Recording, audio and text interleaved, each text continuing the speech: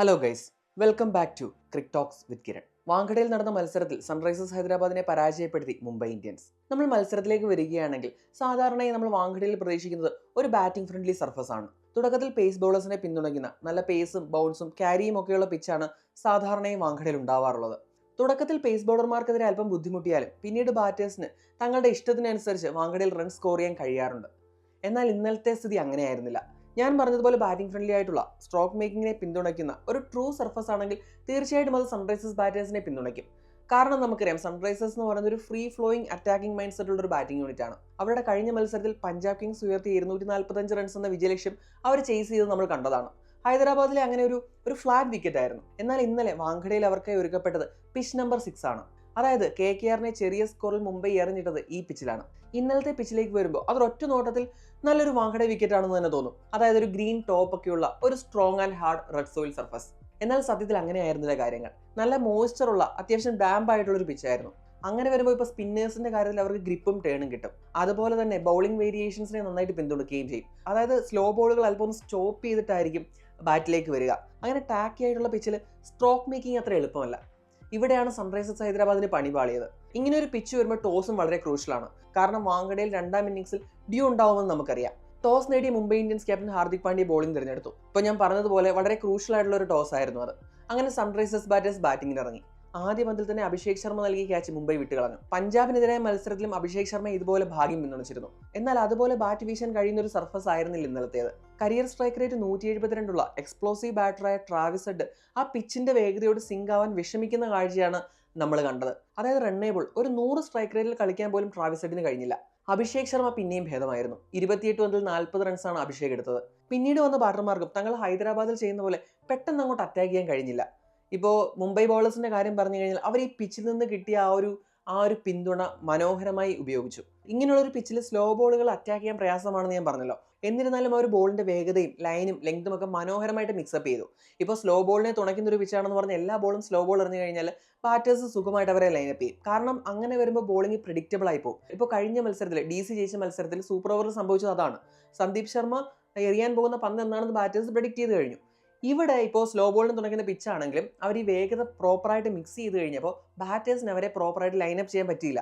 അപ്പോൾ ഒരു slow ball വന്നാൽ ചിലപ്പോൾ അടുത്ത ബോളിൽ ലെങ്ത് ആയാലും ചിലപ്പോൾ വേഗതയായാലും വ്യത്യാസമായിരിക്കും. അങ്ങനെ വരുമ്പോഴേക്കും മുംബൈ ഇന്ത്യൻസ് ബോളർമാർക്ക് സൺറൈസേഴ്സ് ബാറ്റേഴ്സിനെ റെസ്ട്രിക്ട് ചെയ്യാൻ പറ്റും. അത് തന്നെയാണ് അവിടെ സംഭവിച്ചത്. മിഡിൽ ഓവേഴ്സിലൊന്നും കാര്യമായിട്ടുള്ള ഒരു റൺസും വന്നില്ല. അതിനിടയ്ക്ക് ഹെഡ് പുറത്തായതാണ്. പക്ഷേ ഹാർദിക് പാണ്ഡ്യ എറിഞ്ഞ വന്ന് നോ ബോൾ ആയിരുന്നു. അങ്ങനെ ഭാഗ്യം പലതവണ സൺറൈസേഴ്സിനെ പിന്തുണച്ചിട്ടും അതൊന്നും മുതലാക്കാൻ അവർക്കായില്ല. ഇപ്പം നമ്മൾ അവരുടെ ബാറ്റിങ്ങിന്റെ ഫസ്റ്റ് ഫേസ് നോക്കിയാൽ പവർ പ്ലേ നോക്കിക്കഴിഞ്ഞാൽ 46 റൺസ് മാത്രമാണ് സൺറൈസേഴ്സ് എടുത്തത്. വിക്കറ്റ് ഒന്നും പോയില്ല. ഞാൻ എപ്പോഴും എൻ്റെ വീഡിയോയിൽ പറയുന്ന കാര്യമാണ്, സൺറൈസേഴ്സിനെ തോൽപ്പിക്കണമെങ്കിൽ പവർ പ്ലേയിൽ വിക്കറ്റ് എടുക്കണം. പവർ പ്ലേയിൽ വിക്കറ്റ് എടുത്തില്ല എങ്കിൽ അവർ ആ മാച്ചുമായിട്ട് ഓടിപ്പോകും. കാരണം അത്രയും ഹെവി റേറ്റിൽ അവർ സ്കോർ ചെയ്യുമെന്ന്. പക്ഷേ ഇന്നലത്തെ കാര്യം നോക്കിയാൽ ഇപ്പോൾ ഈ കഴിഞ്ഞ 2 സീസണുകളിൽ സൺറൈസേഴ്സ് ഒരു അറ്റാക്കിംഗ് മൈൻഡ് സെറ്റിലാണ് കളിക്കുന്നത്. അപ്പോൾ അവർക്ക് വിക്കറ്റ് നഷ്ടമാവാത്തൊരവസരത്തിൽ അവരെടുത്ത് ഏറ്റവും കുറഞ്ഞ റൺസാണിത്. ഇപ്പോൾ ഇന്നലെ 7.67 എന്ന റൺ റേറ്റ് മാത്രമാണ് അവർക്ക് പവർ പ്ലേയിൽ സ്കോർ ചെയ്യാൻ കഴിഞ്ഞത്. അത് അവരെ സംബന്ധിച്ചൊരു ന്യൂ ലോ ആണ്. കാരണം 2 എക്സ്പ്ലോസീവ് ബാറ്റേഴ്സ് നിൽക്കുന്നു, വിക്കറ്റ് ഒന്നും പോയിട്ടുമില്ല. പക്ഷേ അവർക്ക് ഒരു 8 റൺ റേറ്റ് പോലും സ്കോർ ചെയ്യാൻ കഴിഞ്ഞില്ല. അത് മുംബൈ ഇന്ത്യൻ ബോളേഴ്സിന്റെ എക്സിക്യൂഷൻ നമ്മൾ അപ്ലോഡ് ചെയ്തേ മതിയാവും. ഇനി അത് മിഡിൽ ഓവേഴ്സിലോട്ട് വരുമ്പോൾ ഞാൻ പറഞ്ഞ പോലെ അവരുടെ റൺ റേറ്റ് 6.55 ആണ്. 3 വിക്കറ്റ് നഷ്ടത്തിൽ ആ 9 ഓവറിൽ വെറും 59 റൺസ് മാത്രമേ അവർക്ക് സ്കോർ ചെയ്യാൻ കഴിഞ്ഞുള്ളൂ. അങ്ങനെ വന്നപ്പോഴേക്കും ഡെത്ത് ഓവേഴ്സിൽ ഹെവി ലിഫ്റ്റിംഗ് ചെയ്യേണ്ടി വന്നു. ഇവർക്ക് റെസ്പെക്റ്റീവ് എന്ന് പറയാൻ പറ്റിയ ഒരു ടോട്ടലിൽ ഒരു 160+ ടോട്ടൽ എത്താൻ കാരണം തന്നെ ഇപ്പോൾ 18ാമത്തെ ഓവറിലും 20ാമത്തെ ഓവറിലും എടുത്ത റണ്ണുകളാണ്. 18ാമത്തെ ഓവറിൽ ഹൈൻറിച്ച് ക്ലാസിനും 20ാമത്തെ ഓവറിൽ അനികേത് വർമ്മയ്ക്കും യഥേഷ്ടം ബൗണ്ടറികൾ കണ്ടെത്താൻ കഴിഞ്ഞു. ആ 2 ഓവറുകളിൽ നിന്ന് വന്നത് 43 റൺസാണ്.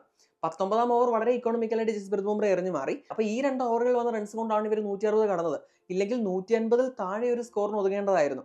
അപ്പോൾ ആ 2 ഓവറുകൾ വന്നതുകൊണ്ട് അല്പം ഒരു റെസ്പെക്റ്റബിൾ ടോട്ടലിലേക്ക് ഇവരെത്തി. അപ്പോൾ അവസാന ഒരു ഫേസിൽ വന്നത് ആ ഒരു ഡെത്ത് ഓവർ ഫേസിൽ വന്ന 57 റൺസാണ്. ഇപ്പോൾ ഇവരുടെ ഇന്നിങ്സ് നോക്കുകയാണെങ്കിൽ അഭിഷേക് ശർമ്മ 40 റൺ എടുത്തു.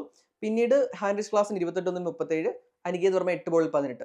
ഇവിടെ ട്രാവിസ് ഹെഡ് 28 റൺസ് എടുത്തെങ്കിലും 29 പന്തുകളിൽ നിന്നാണ് എടുത്തത്. ഇനി ബോളിംഗ് പറയുമ്പോൾ നമ്മൾ പറയാൻ വിട്ടുപോയൊരു പേരാണ് വിൽ ജാക്സ്. ഇതിപ്പോൾ ഞാൻ പ്രിവ്യൂ വീഡിയോയിൽ പറഞ്ഞിരുന്നു വിൽ ജാക്സിന് പകരം കോർവിൻ ബോഷിനെ കൊണ്ടുവരുന്ന കാര്യം. അത് ഞാൻ പറഞ്ഞതെന്ന് പറഞ്ഞു കഴിഞ്ഞാൽ ഇപ്പോൾ കഴിഞ്ഞ മത്സരത്തിൽ അവർ 6ാം നമ്പറിലാണ് നമ്മുടെ വിൽ ജാക്സിനെ ഇറക്കിയത്. അപ്പോൾ അങ്ങനെ ഇറക്കേണ്ട ഒരു പ്ലെയർ അല്ല വിൽ ജാക്സ്. വിൽ ജാക്സിനെ കളിപ്പിക്കുന്നെങ്കിൽ ടോപ്പ് ഓർഡറിൽ കളിപ്പിക്കണം. അല്ലെങ്കിൽ ഞാൻ പറഞ്ഞതുപോലെ ബെവൻ ജേക്കബ്സിനെയോ കോർവിൻ ബോഷിനെയോ കളിപ്പിക്കുന്നതായിരിക്കും നല്ലത്. ഇന്നലെ അവർ വിൽ ജാക്സിനെ 1 ഡൗൺ ആണ് ഇറക്കിയത്. ആ പൊസിഷനിൽ വിൽ ജാക്സ് ഓക്കെയാണ്. ഇനിയല്ല അവരെ ബാറ്റിംഗ് ഓർഡർ ഷഫിൾ ചെയ്തിട്ട് വിൽ ജാക്സിനെ ലോവർ മിഡിൽ ഓർഡറിലാണ് ഇറക്കുന്നതെങ്കിൽ അതിനേക്കാൾ നല്ല ഓപ്ഷൻ കോർബിൻ ബോഷ് ആണെന്നാണ് പറഞ്ഞത്. പിന്നെ കുറേ നാളായിട്ട് നല്ല ഫോമിലല്ലായിരുന്നു വിൽ ജാക്സ്. നല്ല ഡീസൻറ്റ് പ്രകടനമാണ് ബാറ്റ് കൊണ്ട് കാഴ്ചവെച്ചത്. ബോൾ കൊണ്ട് നല്ല എക്സലൻറ്റ് സ്പെല്ലായിരുന്നു. അതായത് പിച്ചിൻ്റെ ആ ഒരു സ്ലോനെസ്സും ഗ്രിപ്പും ടേണും എല്ലാം മുതലെടുത്താണ് വിൽ ജാക്സ് പന്തെറിഞ്ഞത്. വിൽ ജാക്സിന് 2 വിക്കറ്റ് കിട്ടുകയും ചെയ്തു. ഇനി നമ്മൾ മുംബൈ ഇന്ത്യൻസിന്റെ ബാറ്റിംഗിലേക്ക് വന്നാൽ രോഹിത് ശർമ്മ ഈ സീസണിൽ ഏറ്റവും ഫ്ലുവൻ്റ് ആയിട്ട് കാണപ്പെട്ട മത്സരമായിരുന്നു ഇന്നലത്തേത്. 16 പന്തുകളിൽ നിന്നാണ് 26 റൺസ് എടുത്തത്. 3 സിക്സറുകളും ആ ഒരു ഇന്നിംഗ്സിൽ ഉണ്ടായിരുന്നു. അപ്പോൾ നല്ല ടച്ചിൽ രോഹിത് ഒരു ബിഗ് സ്കോറിലേക്ക് പോകും, അതായത് മുംബൈയെ രോഹിത് ഒറ്റയ്ക്ക് ജയിപ്പിക്കും എന്നൊക്കെ നമുക്ക് തോന്നിച്ചെങ്കിലും കമ്മിൻസിന്റെ ഒരു പന്ത് നല്ലൊരു ഷോട്ടായിരുന്നു, പ്രോപ്പറായിട്ട് കണക്റ്റും ചെയ്തു. പക്ഷേ പ്ലേസ്മെന്റ് പാളിപ്പോയതോടെ രോഹിത് ഒരു തവണ കൂടി പവർ പ്ലേയിൽ പുറത്തായി. പിന്നീട് വന്നത് വിൽ ജാക്സ് ആണ്. വിൽ ജാക്സും റയാൻ റിക്കിൾട്ടനോട് 10 ഇന്നിംഗ്സ് കരകയറ്റി. റിക്കിൾട്ടൺ അത്യാവശ്യം നല്ല ഷോട്ടുകളൊക്കെ കളിച്ചു. ഇപ്പോൾ ഇവരുടെ പവർ പ്ലേ വന്നു കഴിഞ്ഞാൽ രോഹിത്തിൻ്റെ ആ ഒരു ബ്ലിറ്റ്സും പിന്നെ റിക്കിൾട്ടൻ്റെ ആ ഒരു ഇതൊക്കെ വന്നത് കാരണം 55 റൺസ് എടുത്തു. അതായത് നമ്മുടെ സൺറൈസേഴ്സ് 46 എടുത്ത സമയത്താണ് ഇവർ 55 എടുത്തത്. പിന്നെ കളിയിലെ ഏറ്റവും ഡിഫറൻസ്, അതായത് ഈ ഒരു മാച്ച് നിർണ്ണയിക്കപ്പെട്ടത് തന്നെ മിഡിൽ ഓവേഴ്സിലാണ്. അതായത് നമ്മുടെ മുംബൈ മിഡിൽ ഓവേഴ്സിൽ നന്നായിട്ട് പന്തെറിഞ്ഞപ്പോൾ ഒരു 6.5 ഞാൻ പറഞ്ഞ ആ ഒരു റൺ റേറ്റ് മാത്രമാണ് സൺറൈസേഴ്സിന് സ്കോർ ചെയ്യാൻ കഴിഞ്ഞത്. എന്നാൽ അതേ സമയത്ത് മുംബൈ 82 റൺ എടുത്തു. സൺറൈസേഴ്സ് 59 റൺ എടുത്ത സമയത്താണ് മുംബൈ 82 റൺസ് എടുത്തത്. അപ്പോൾ അവിടെ എന്ന് പറയുമ്പോൾ നമുക്ക് റയൻ റിക്കിൾട്ടൻ്റെ ചെറിയൊരു കോൺട്രിബ്യൂഷൻ ഉണ്ട്, വിൽ ജാക്സിൻ്റെ കോൺട്രിബ്യൂഷൻ ഉണ്ട്.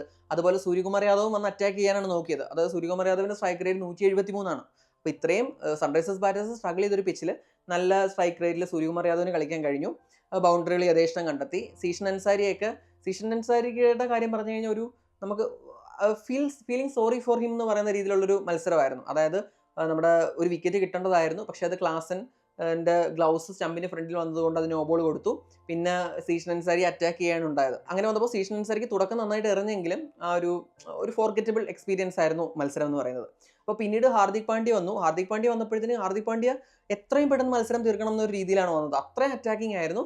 പക്ഷെ അത് കഴിഞ്ഞിട്ട് വെറും 4 റൺസ് ജയിക്കാൻ വെറും 4 റൺസ് മാത്രം ഉള്ളപ്പോൾ ഹാർദിക് പാണ്ഡ്യ ഔട്ടായി. അത് കഴിഞ്ഞിട്ട് നമ്മുടെ നമാൻഡർ ഔട്ടായി. ഇഷാൻ മലിംഗ ഒരു ഓവറിൽ 2 പേരെയും പുറത്താക്കി. അപ്പം വിജയം ഒരു ഓവറോടൊന്ന് വൈകിപ്പിക്കാൻ, ഇപ്പം വെറും 4 റൺസ് വേണ്ട സമയത്ത് 18ാമത്തെ ഓവറിൽ 1 റൺസ് മാത്രമാണ് ഇഷാൻ മലിംഗ വിട്ടുകൊടുത്തത്. ആ ഒരു റിസൾട്ട് ഒന്ന് വൈകിപ്പിക്കാൻ മാത്രമേ ഇഷാൻ മലിംഗയ്ക്ക് കഴിഞ്ഞുള്ളൂ. പിന്നീട് തിലക് വർമ്മ ഇവരെ വിജയത്തിലെത്തിച്ചു. പിച്ച് കറക്റ്റായിട്ട് മനസ്സിലാക്കി. ഇപ്പോൾ പന്തിൻ്റെ വേഗതയായാലും ലൈനായാലും ലെങ്ത് ആയാലും പ്രോപ്പറായിട്ട് മിക്സപ്പ് ചെയ്തിട്ട് ഒട്ടും പ്രെഡിക്റ്റബിൾ ആവാതെ സൺറൈസേഴ്സിനെ മിഡിൽ ഫേസിൽ കുരുക്കിയതാണ് ഈ മത്സരത്തിൽ മുംബൈക്ക് നിർണായകമായത്. എന്നിട്ട് തങ്ങളുടെ ബാറ്റിംഗ് വന്നു കഴിഞ്ഞപ്പോൾ ആ മിഡിൽ ഫേസിൽ നന്നായിട്ട് ബൗണ്ടറികൾ കണ്ടെത്താനും മുംബൈ ഇന്ത്യൻസിനായി. അപ്പോൾ അത് വന്നപ്പോഴേക്കും ഈ മത്സരത്തിന്റെ വിധി നിർണ്ണയിക്കപ്പെട്ട് കഴിഞ്ഞു. മുംബൈ ഇന്ത്യൻസിന്റെ ബാറ്റിംഗിലേക്ക് വന്നു കഴിഞ്ഞാൽ റിക്കിൾട്ടൺ 31 റൺസ് എടുത്തു, രോഹിത് 26, വിൽ ജാക്സ് 36, സൂര്യകുമാർ യാദവ് 26, തിലക് വർമ്മ, ഹാർദിക് പാണ്ഡ്യ 21. അങ്ങനെ എല്ലാവരും ഒരു ചെറിയ കോൺട്രിബ്യൂഷൻ നൽകിയിട്ട് ഒരു ടീം ഗെയിമാണ്.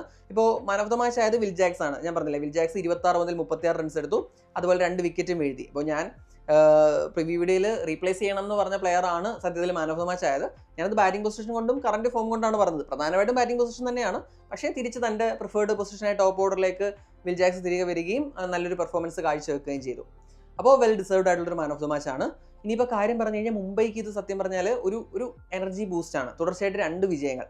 ഇപ്പോൾ നമ്മൾ പോയിന്റ് ടേബിൾ നോക്കിക്കഴിഞ്ഞാൽ 7 കളിയിൽ നിന്ന് 3 കളി മുംബൈ ജയിച്ചിട്ടുണ്ട്. 4 പരാജയങ്ങളാണ് മുംബൈക്കുള്ളത്. അപ്പോൾ ഒരു മിഡ് ടേബിൾ മഡിലേക്ക് മുംബൈ വന്നു കഴിഞ്ഞു. ഇനി ഒരു അടുപ്പിച്ചൊരു 2 മത്സരം കൂടെ ജയിച്ചു കഴിഞ്ഞാൽ ഈ ചിത്രം തന്നെ മാറും. 9 കളികളിൽ നിന്ന് 5 ജയമായിട്ട് മാറും. അപ്പോൾ അങ്ങനെ വരുമ്പോൾ ഇവർക്ക് ആ പ്ലേ ഓഫ് പുഷ് എന്ന് വെച്ച് കഴിഞ്ഞാൽ മുംബൈ നല്ല മാച്ച് വിന്നേഴ്സ് ഉള്ള ടീമാണ്. അപ്പോൾ തീർച്ചയായിട്ടും അവർ ഒന്ന് ഫോമിലെത്തി കഴിഞ്ഞാൽ അവർ കിരീടത്തിന് വേണ്ടി തന്നെ ഫൈറ്റ് ചെയ്യാൻ കഴിയുന്ന ഒരു ടീമാണ് മുംബൈ ഇന്ത്യൻസ്. അപ്പോൾ അങ്ങനെ അവർക്ക് ഒരു കോൺഫിഡൻസ് ബൂസ്റ്റിംഗ് വിന്നാണിത്. സൺറൈസേഴ്സിൻ്റെ കാര്യം പറഞ്ഞു കഴിഞ്ഞാൽ കുറച്ചുകൂടി കഷ്ടമാണ്. 7 കളിൽ നിന്ന് 2 വിജയം മാത്രമേ ഉള്ളൂ, 5 തോൽവിയായി. ഇനി ബാക്കിയുള്ളത് 7 മത്സരമാണ്. അതിലൊരു 6 മത്സരമെങ്കിലും ജയിക്കണം. അപ്പോൾ കുറച്ചുകൂടി ഒരു ടഫ് ഇതാണ്. അടുത്ത മത്സരത്തിൽ അവർ ഹൈദരാബാദിലേക്കാണ് തിരികെ പോകുന്നത്. അത് അവരെ തീർച്ചയായിട്ടും ഹെൽപ്പ് ചെയ്യും. പക്ഷേ പിന്നെ ഓൺ ദ റോഡ് എവേ മത്സരങ്ങൾ കളിക്കുമ്പോൾ ഇതുപോലുള്ള പ്രശ്നങ്ങൾ വന്നു കഴിഞ്ഞാൽ അവർക്ക് കാര്യങ്ങൾ കഷ്ടമായി തീരും. ഈ മത്സരത്തെക്കുറിച്ച് എന്താണ് നിങ്ങളുടെ അഭിപ്രായം? കമൻറ്റ് ചെയ്യുക. അടുത്തൊരു വീഡിയോയുമായി ഉടൻ തന്നെ കാണാം. Thanks for watching Crick Talks with Kiran.